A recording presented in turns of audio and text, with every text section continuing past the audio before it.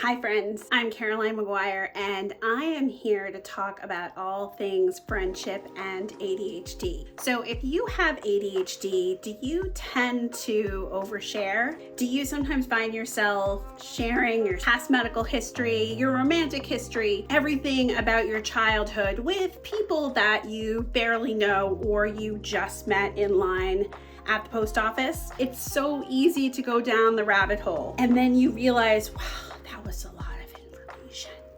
Now what do I do? How do I pivot? How do I get out of this? Or you get back in your car or home at night and you realize, oh my gosh, today I overshared so much. I have ADHD, so I overshare.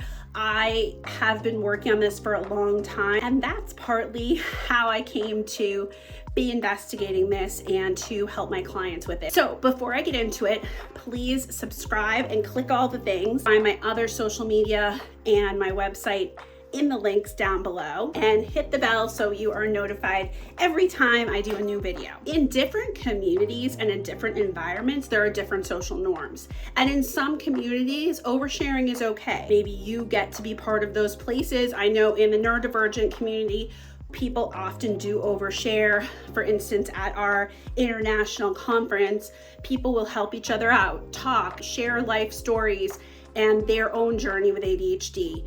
And it's not that in every environment oversharing is, again, social norms, but we have to figure out the norms of the community we're in, who we're talking to, and figure those things out before we overshare, which I know is easier said than done. I'm not delusional. I completely get it. Why? Why do we overshare? So first, I'm going to talk about the problem and then how to practice and work on it. And I'm going to talk about how to work on this in a neurodivergent friendly way, because a lot of times when people talk about oversharing, they say things like, just stop doing it. And like, if we could just stop doing that, don't you think we would just stop doing that? Like, I'm not looking to be a glutton for punishment. I would like this to get better. Whenever I share things, I am testing these. I used a lot of these techniques for oversharing and how to curtail it with adult social skills groups over the past 18 years. So I try to make things very neurodivergent friendly. If you have questions about something in a video and how you can apply it to your life, I answer everything. So I will totally reply. I want to set expectations that oversharing will get better, but oversharing is not going to disappear. In other words, it's not going to be something that you just put your attention on and it's really going to just stop. We don't really stop, we do it less and we get better at it. I don't know about you, but when I go down the rabbit hole and I start oversharing, sometimes I even feel like all time stops and I'm not aware of anyone else around me and I just add to it. Not only do I overshare, but I tell things that are detailed to try to explain my overshare. I don't know if you've ever had that experience. And it just feels like you're going down this wormhole or rabbit hole, and people have described to me that they literally aren't aware that they're doing this until after the conversation's over. And I think this rings true for me because I've watched so many people and I myself have been in this situation, and it feels like we don't realize how much we're oversharing. There are a few reasons why we overshare. The first is because of emotional and self-regulation. We lose control because we're passionate or hyped up. Maybe we're late for something and we run in and we tell the receptionist at the doctor's office like our life story, trying to explain things because we're emotional. Or maybe we are just so excited about something and so we just tell all these details. The second is that we forget to notice who we're talking to, and maybe we don't even know this sometimes, that the level of intimacy, the level of closeness and trust you have with someone dictates what you share with them and how much you share with them. And often we don't even notice or think about the fact that what we share is really about who we are talking to, our audience, as I call it. Who is your audience? Who are you talking to? And what's your history of trust with them? What's your closeness to them? How well do you know them? And that kind of filtering and information is often something we have a really hard time with because of the third reason, which is executive function weakness. Executive functions are the management system of the brain, and they help us organize information, whether we are aware, organizing our story, filtering information. It all comes down to executive function. So part of having a conversation is organizing our information. Your attention, your working memory, your listening, being present, all of that is affected by executive function. So when you go to share, there's a lot of organization to that and making sure you share the right information with the right people. And that kind of all goes back to executive function. The fourth reason we overshare is reading social cues. Sometimes we miss a cue, or we aren't even paying attention to zone in and actually read cues. So we're not noticing that the other person is sort of trying to leave or not responding well to what we're saying. We miss those cues and therefore we just keep going. Another thing is we may not have had parent models who showed us how to share. They may not have been self-regulated. They may have been neurodivergent. They may not have great executive function, and they may have been oversharing, and they may not have demonstrated to us how much you share and when. And so with those models in our background, it's really hard for us to start out knowing how much to share and how much not to share.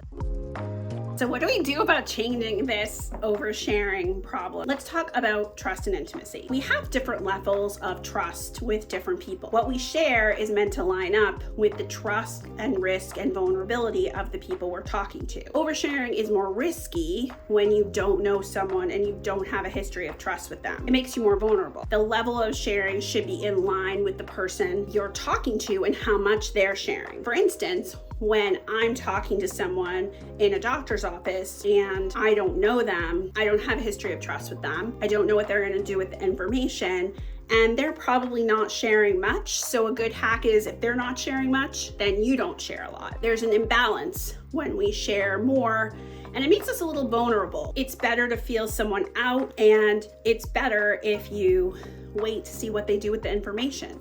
Build trust with them. At each level of relationship, we share different things and trust is built. We have this overwhelming urgency to share and desire to share. Having some policies about sharing can be a good idea. It all goes back to if I don't know them and they aren't a friend and I don't know my history of trust with them, then I'm gonna hold back things that would be vulnerable. And I'm not gonna talk about body fluids in the first 5 minutes. Not that I haven't done that, but just as a policy. The first step forward is to identify topics or situations when you tend to overshare. Is it self-regulation? Are there certain circumstances? Are there certain topics that make you go down the rabbit hole or maybe trigger you? Are there certain situations where you're more emotional and you tend to overshare? That's the first thing. Let's diagnose when you tend to overshare. Second, check out your self-regulation. Is this an emotional reaction? How is my self-regulation? Do I feel like I need to bring myself from very activated back to calm?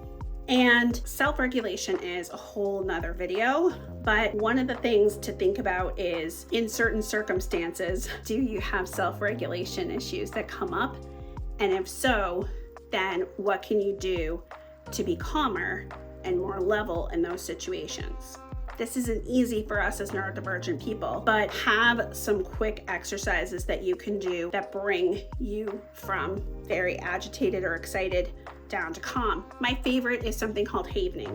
It's like this with your hands and you can do it anywhere. The full havening technique is longer than this, but you can just do this and it uses the electromagnetic waves in your brain and it brings you back to homeostasis or calm. The third thing to think about is who are you talking to? Do you know them? Who's your audience? So if you know them well and you have a history of trust with them, you share more. If they are a new person, you don't know their last name, and you don't have a history of trust with them, you share less. I have more about this on my website and I'll put the links down below, but that's a good kind of hack or rule. Fourth thing is practice. This is not something that comes easily. It's something that you have to practice. And really, practice involves you noticing your self-regulation state, noticing your level of intimacy with someone, and doing some self-editing. Practice saying things in a neutral way or saying things more briefly, more to the point. You'll say things like, wait, why am I talking? And I think some people find that helpful. I myself have not found that to be very helpful. Think about how this might sound. You could say to a stranger, I had a boyfriend like that once, or I knew someone like that once, versus I had a boyfriend who ran up my credit cards and my mother had to bail me out. That's like a lot of information and you don't necessarily know the person. So if you know them well, you share more. If you know them less, you share less. Everyone kind of needs an oversharing recovery plan, because sometimes you go down that rabbit hole, even when you're working on things and you're like, wow, that was a lot, I'm oversharing. Or you're down the rabbit hole and you realize suddenly like, oh my gosh, I'm oversharing, and you need a way to pivot. So here's a couple phrases that I like to use. Wow, I had a lot of coffee today. Where am I going with this story? Sorry, I went down the rabbit hole. Well, I have said enough. Tell me about your weekend. I try to change the conversation and sort of pivot away from what I've been saying. Even if you've been in a conversation and you've shared a lot of vulnerable information and you realize that's okay, that's when you implement your pivot plan, because you're trying to pivot away from oversharing, which means that even catching yourself like that is amazing. That's part of what happens, right? You start to practice. Sometimes you're caught off guard and you start oversharing. But then if you implement your recovery plan and you pivot, that's amazing. Maybe next time you won't need that. If you don't have a recovery plan, or if you beat yourself up for recovering, then that's really tough on you. And I don't want that for you. So like, if you implement the recovery plan, that's amazing. I love it. I know that there are a lot of pieces to this. There's self-regulation, there's sharing, there's executive function, there's editing. Social executive functions are so important, and they are sort of tough, and they are something that barely anyone talks about.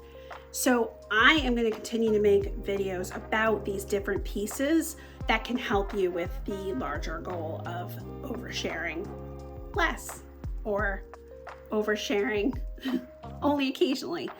And if you want other videos about different social topics, please check out the other videos on my channel.